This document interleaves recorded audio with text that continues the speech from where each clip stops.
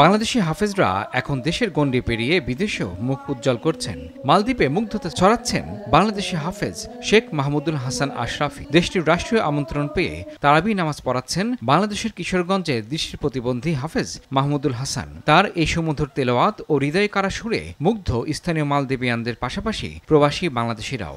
আল্লাহু আকবার।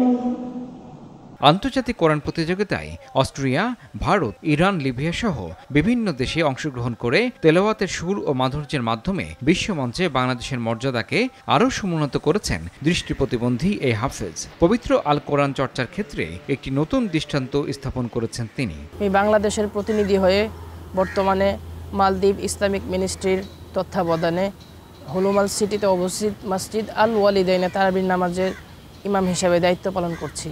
আলহামদুলিল্লাহ, আমি এই মহান দায়িত্ব পালন করতে পেরে আমি অত্যন্ত আনন্দিত, উচ্ছ্বাসিত, আবেগরত।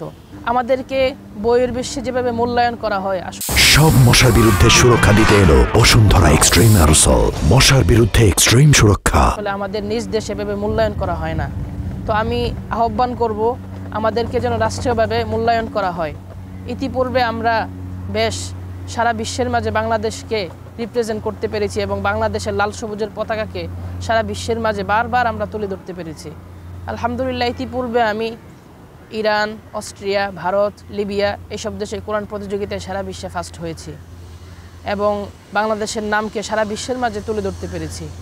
শতভাগ মুসলিম দেশ দ্বীপরাষ্ট্র মালদ্বীপ। দেশটিতে প্রায় 4000-এরও বেশি মসজিদ রয়েছে। পবিত্র রমজান মাসে বেশিরভাগ মসজিদে খতমে তারাবি পড়ানো হয়। তারই ধারাবাহিকতায় 19 বছর বয়সী বাংলাদেশি হাফেজ মালদ্বীপের হুলহুমাল শহরের আল ওয়ালিদাইন মসজিদে তারাবি নামাজে ইমামতি করছেন। বিরল প্রতিভার অধিকারী এই হাফেজের তেলাওয়াত শুনতে দূর দূরান্ত থেকে ছুটে আসেন অনেকেই। But later I came to know when there were so many Bangladeshi people around him that I know he was then I asked one guy from here, who is he?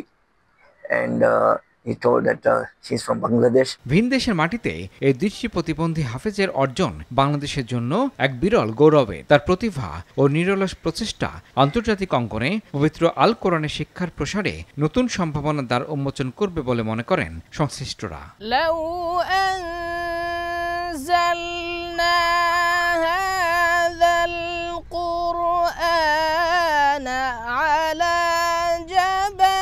Imran Hasan, RTV।